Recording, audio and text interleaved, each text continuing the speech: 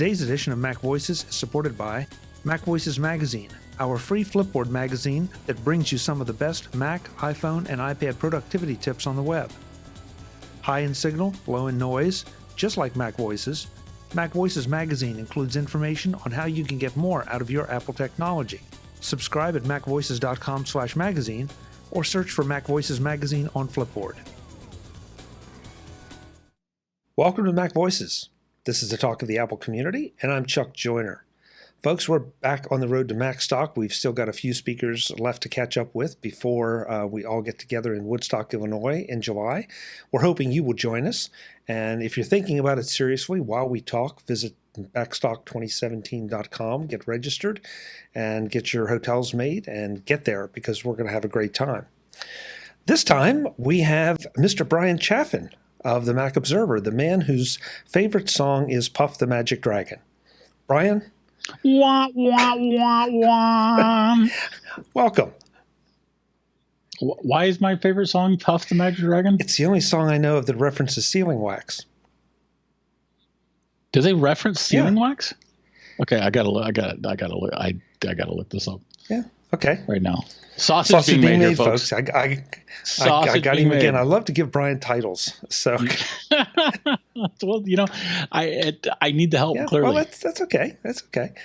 We had a great time at Brian's looking it up. We had a great time. I actually got to see Bryan in person at AltConf and WWDC in San Jose. Yes. That was a blast. Yes. Sealing wax and other fancy stuff. There you go. Oh, my goodness. It's right there. I still don't know why you're a sealing wax fan, but if that's your thing, go for it. Thank you. You're welcome. Chuck. You're welcome. I just broadened your horizons.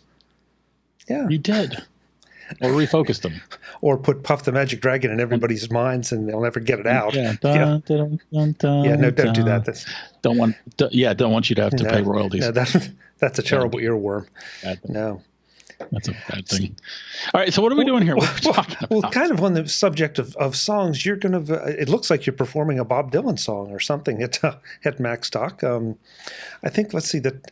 Yeah, well, the title of your song is. Let's see, the times they are a changing. Ah, yes. The Apple that's times kind of they are changing. Kind of. That's a catch-all cheating title because I don't know what I'm going to talk about. Ah, I see. When I speak at mugs in particular, what I generally do is essentially I'm doing like at the Apple Context Machine, but without Jeff. And so I'm talking about whatever's current, whatever is, because there's always something going on with Apple.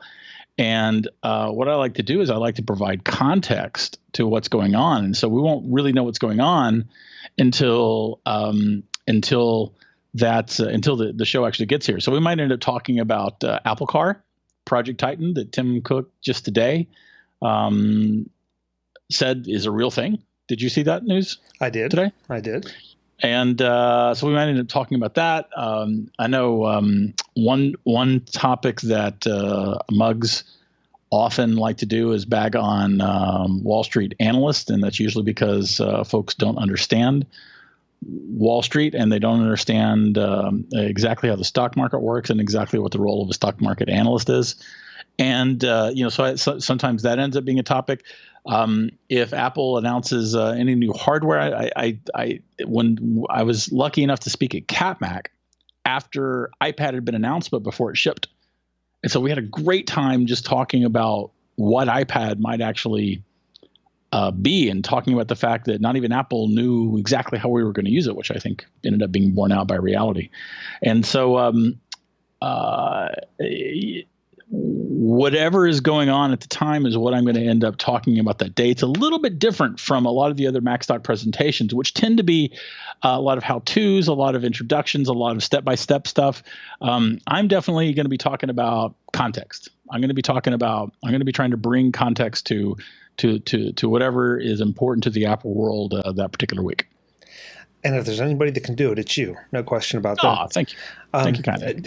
I don't consider you, Bryan, a contrarian. So when you say context, are you Do you have a particular slant on things, or do you try to debunk maybe the popular view of a given issue, or reinforce the popular view? I've got a slant on everything. Are you? I mean, yeah, right? that's Are true. you just I forgot me? who I was talking to. Yeah. I definitely have opinions. Where I end up pissing some people off is when I argue that Wall Street is not full of crap, and when I explain why analysts treat Apple the way they do and why Apple stock is valued the way it is, there I'm often arguing against the common thought within the Apple fan world. But with something like with Project Titan, and I think the first time I spoke about Project Titan at a mug, it was Silicon Valley Mac User Group, and I don't even think we knew what it was called yet. But I talked about the fact that I'd met people who were working on the car, that this is happening. This is a real thing, and so no, yeah, I like to think that I'm on the side of reason and facts, and even if my opinion's wrong, it's I don't think I'm particularly contrarian or particularly fanboyish, or I don't know. I'm Bryan. How you doing? And that makes what you're going to talk about at Macstock, I think, just that much more interesting, because there's really no way for us to prepare for what you're going to say, because I don't know if it's going to be off the cuff, but it's going to be very current. Well, the really good thing is that there's no way for me to prepare the way I speak. So, yeah, and it will largely be off the cuff. I'm not a slides guy. I like to put the pieces together by speaking, and I'm not going to be showing people how-tos, and quite frankly, I will talk it like if there's something that people want to talk about that I haven't prepared for, I'll talk about that. It's kind of what I do on a day-to-day basis on my day job. So, okay, that's fair. Yeah, that's fair. Knowing what I'm talking about has never stopped me before. It won't stop me at Macstock. Is there anything you hope will be happening that you would like to talk about at Macstock? I am always interested in the car. I'm very interested in the car. Like one of the things that struck me today about what Tim Cook interviewed with Bloomberg is, first of all, we talked about this this morning on Daily Observations, TMO's Daily Observations, where it was very obvious that Apple called Bloomberg and said, "Yeah, we got a story for you. Tim would like to be interviewed. Do you want it?" And Bloomberg said, "Yeah, giddy up. We'll fly someone out and or drive someone down, or wherever Emily is. I think it's Emily Chung, I think, was the woman who interviewed him." And it was very obvious that Apple was the one that wanted to get that message out. And that's interesting to me. The fact that Tim talked about three vectors coming together all at once: electric cars, autonomous vehicles, and ride sharing. So to me, that's cook code for, we're not telling you what we're doing with this car, but I promise you it's going to involve all three of those concepts, which to me says that Apple's going to have its own ride sharing service. So you don't, Apple already owns part of Didi in China. Right. So, and it may just start there, but Apple may also end up going into competition with Uber here in the States. Do you see Apple making their own car, or making the autonomous system? Well, so what Tim said was that that they're making the autonomous system. It's about software. It's about AI. That's what Tim said. He called it the mother of all AI projects. And what we know is that Bob Mansfield is in charge of the project now. He redirected the course of the project. They were making their own car. Apple had hired people. You only hire if you're making a car, not doing software for the car, if you're making the car. Those people have either left, been let go, or been reassigned somewhere else within Apple.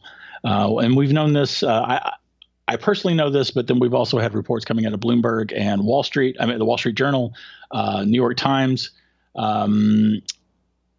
Apple right now is not focused on making a car. That doesn't necessarily mean that Apple wouldn't make a car in the future, but it seems most likely that Apple is going to be looking for some kind of a partner. That would be my guess. It would certainly probably get them in the game faster. Yeah, it would.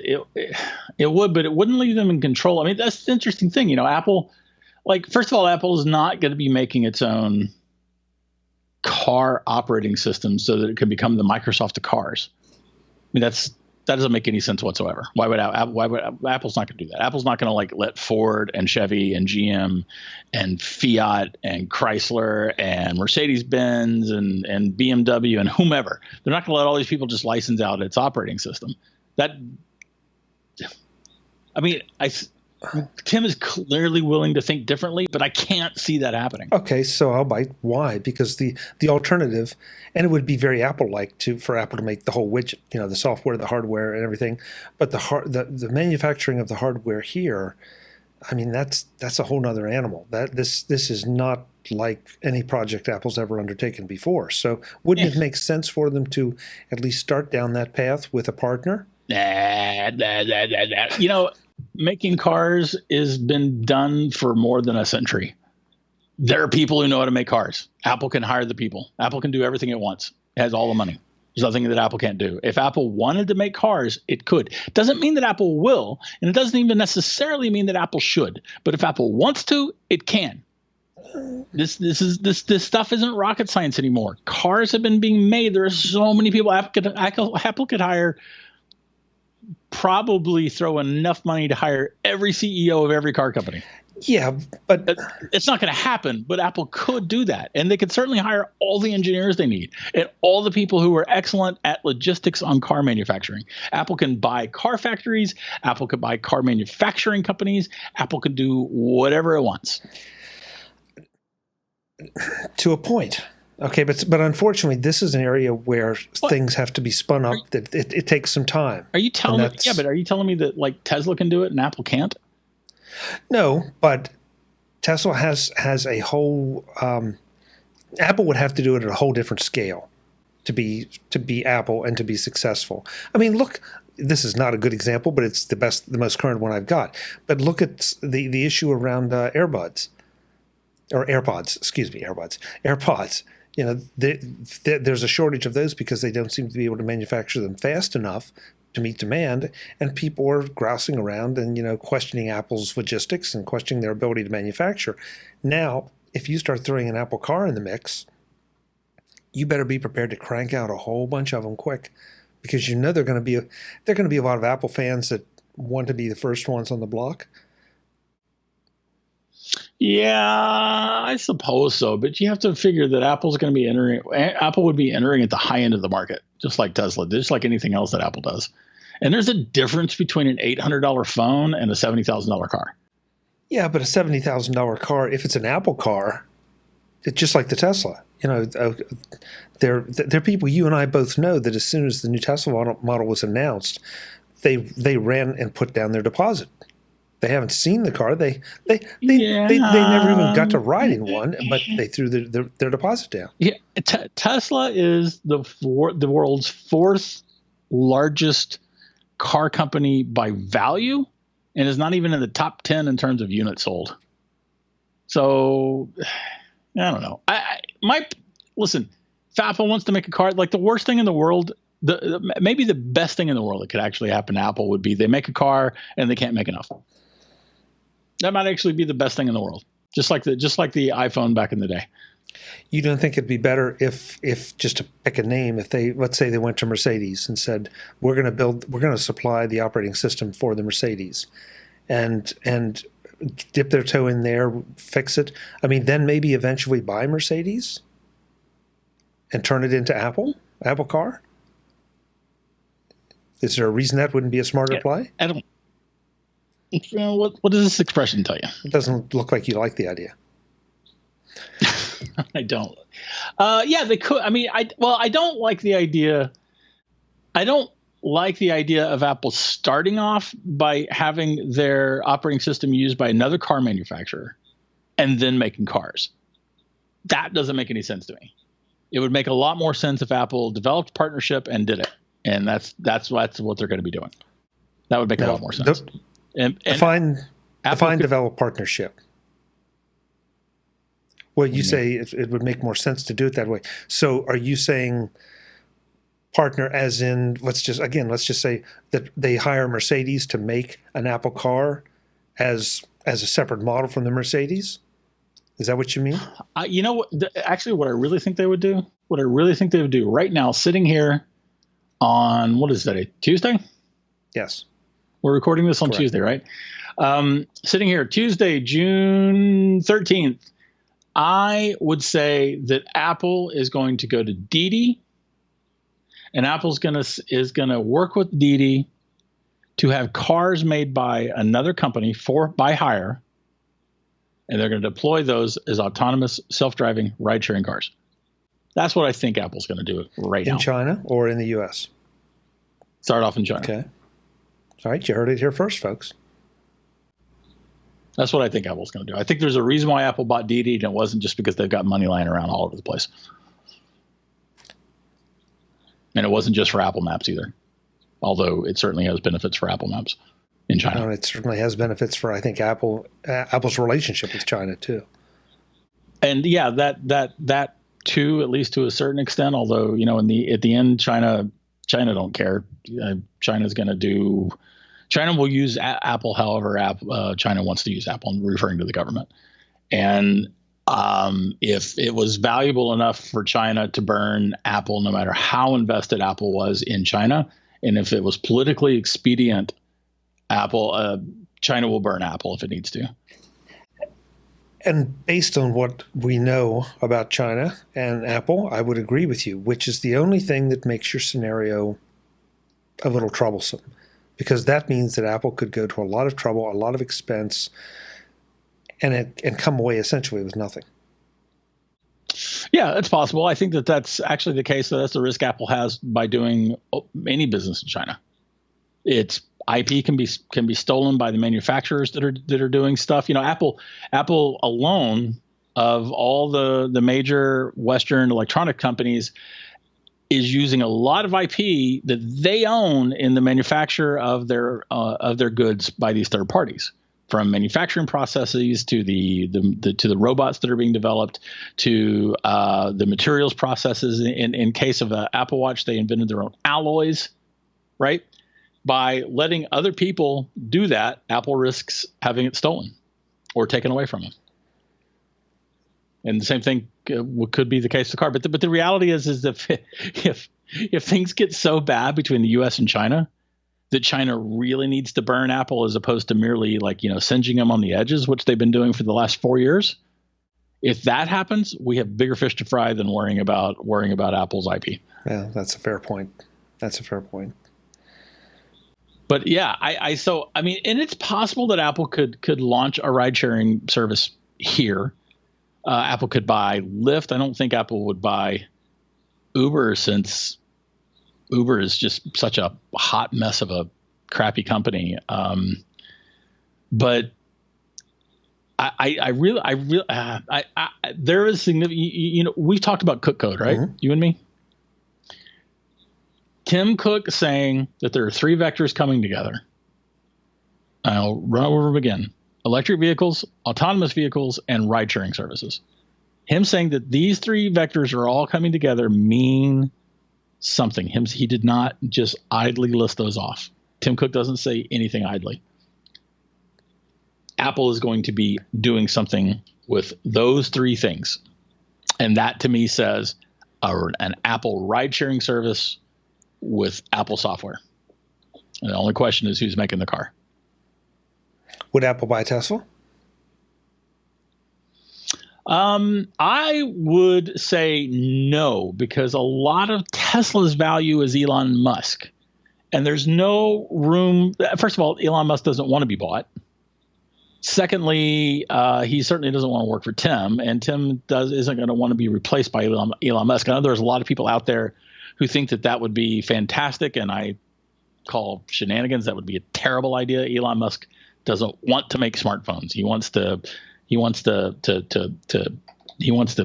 make space happen, right? He wants to make electric vehicles happen. He wants to make solar power happen. He's not interested in the things that Apple is doing on a commercial basis.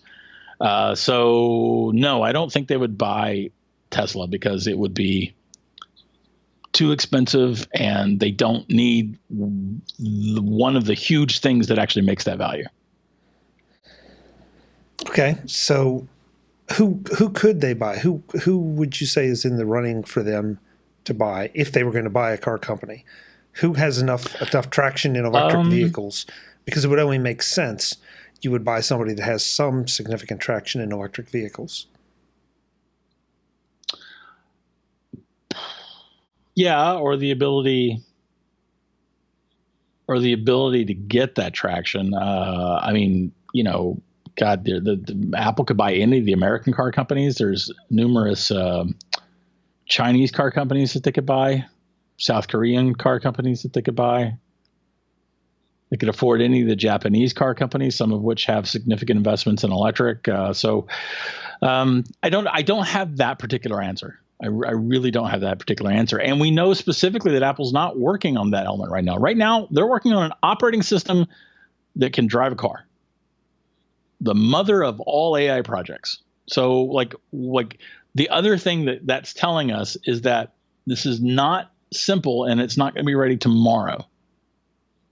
Tim Cook saying it's the mother of all AI projects means that we're going to have to wait. It certainly is the mother of all AI projects because it would potentially, it's not going to solve everything, but it's going to mitigate a lot of issues, with transportation. The ability to call a car, have it come, take you exactly where you want to go. It means that at least in more urban areas, I'm not going to have to own a car, or I'm not, and even some rural areas, same thing. Right now, my car has been sitting in front of my house for 2 days. I haven't driven it. I don't need to. I walk a lot. Think about how much. This is one of the things that Dave was first to cotton onto. Dave Hamilton, my business partner at the Mac Observer, CEO of the company. He cottoned onto this first, talking about just how much space we devote to the storage of cars. Space on the street, space in garages. People in New York City pay sometimes hundreds of dollars a month to have a space to put their car. Many houses, most houses in the U.S., I can't actually back this up, but I'm assuming it's true, have a garage of some sort. Or a place for a car. Yeah. At least a carport or something. I was helping a friend move this weekend. He bought a new place here in California. He's got a 3-car garage. And he's going to use it because he's got motorcycles and he's got cars and stuff. And, you drive down any street in a city and there's going to be cars that are parked in driveways and parked on cars, and they're not being used. When your car is parked, it's not being used. It's massively inefficient. It's inefficient from a space standpoint. It's inefficient from a resource management standpoint. It's inefficient from a manufacturing standpoint. It is inefficient, period. Not to mention the fact that you're paying for this device that you don't use that often. Even if it takes you to work, you're still only using it. Like if you have a 2-hour commute, right? You got to drive 2 hours to work and you got to drive 2 hours back, then 4 hours. That's incredibly long. And it is. It's incredibly long and that's horrible and you shouldn't do that. But you're doing that. That still means that there's 20 hours in a day where you're not using the car. It's a lot of time. But it's inefficient. Listen, I agree. I agree completely. But there's the U.S. thing and just the human thing that I want to go when I want to go. I want to go when I need to go. And so public transportation doesn't address that. And so this would, because theoretically you could customize your departure time to suit you and your work needs. Yes. When especially, gosh, and then look at, and again, Dave was one of the first people to start talking about this. Look at the idea of every car talking to each other. So you need to merge onto a highway. Cars just make the space for it. Why? Because there's no ego involved, right? There's no. Can I use mild profanity? I'll bleep it. Excellent. There's no dickheadedness involved, and you're welcome for letting you bleep something. And cars can, like, you don't need 3 car lanes to be able to merge into the highway. You need space for the car to merge into the highway, et cetera. I mean, like, just on and on and on. We're far away from that. And not only are we far away from that, we're also far away from competing platforms being able to communicate with each other. And there's like liability issues to work out. Autonomous vehicles still don't work in the city very well. Right? We're nowhere close to that. Autonomous vehicles work really well on the highway, but they don't work well in cities. And, I think what we're going to have, by the way, so this is what we're going to have with autonomous cars. The first place that is going to be almost completely autonomized, will be long-haul trucking. I would agree. And the long-haul trucks they're going to drive, they're going to do the long haul, and they're going to stop outside the city.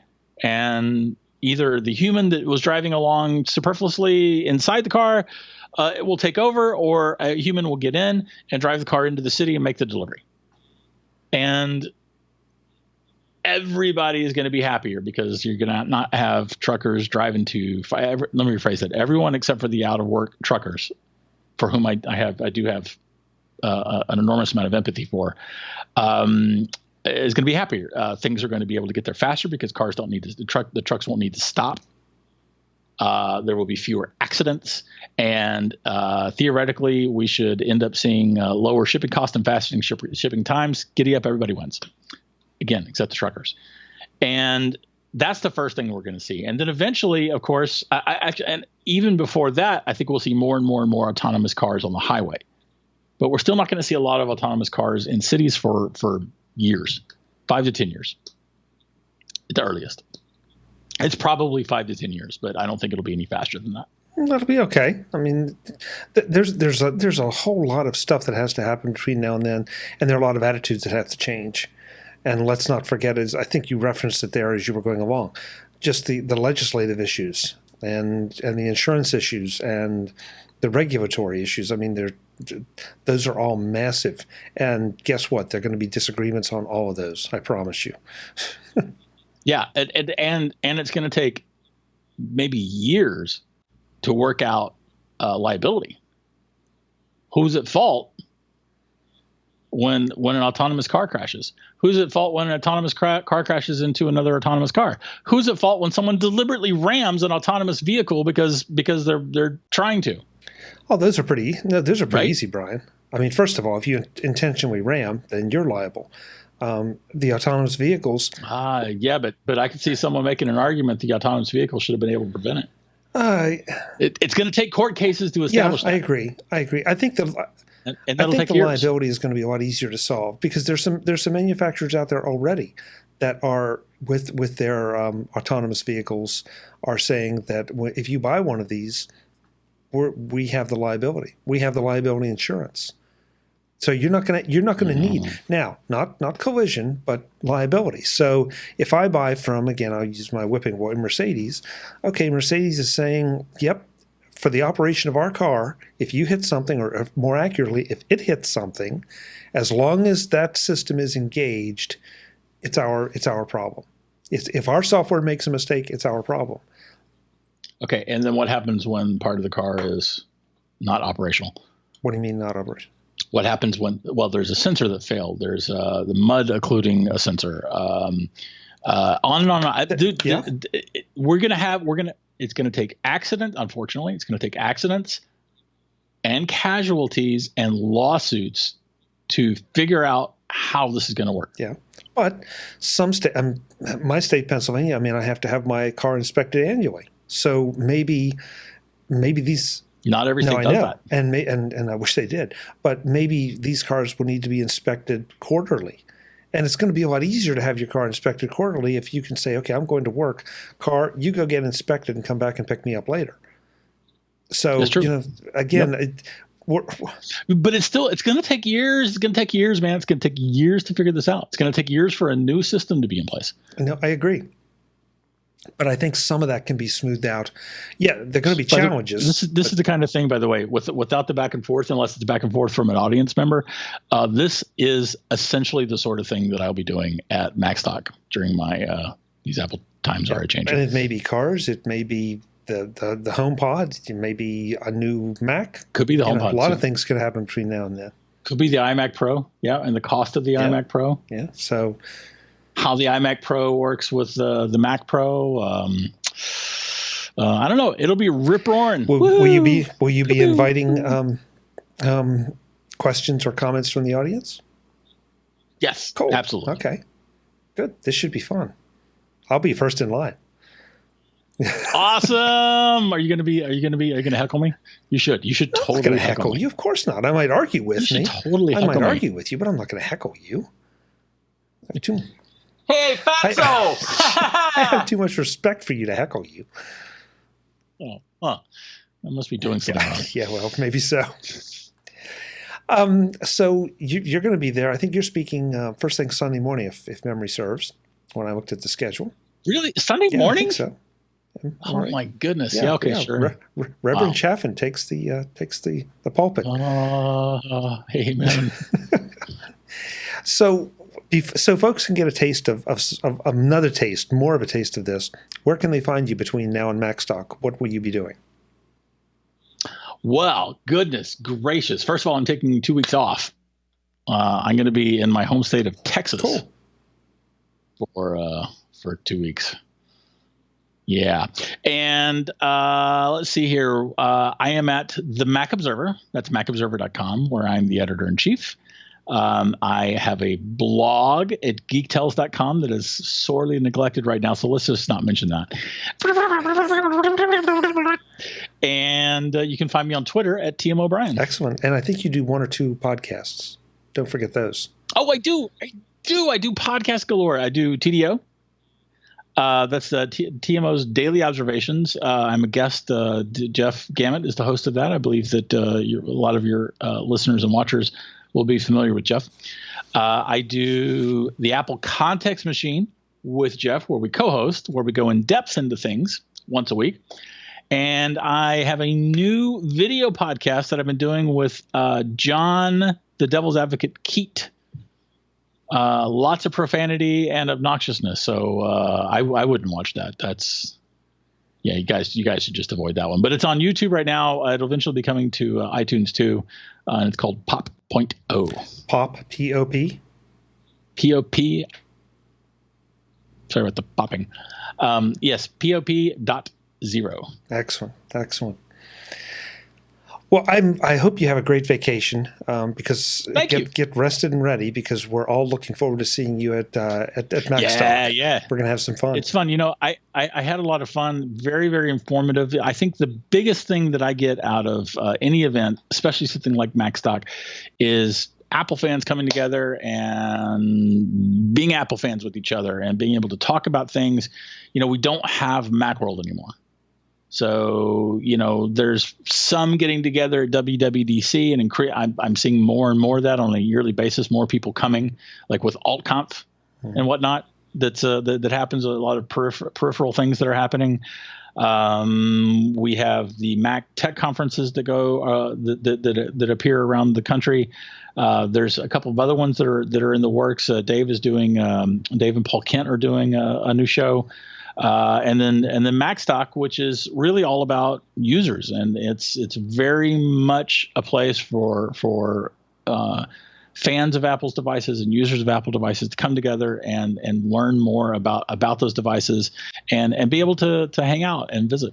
It's fun. It is. It was last year. I was delighted to have you there, and I'm excited to have you back as a speaker this year.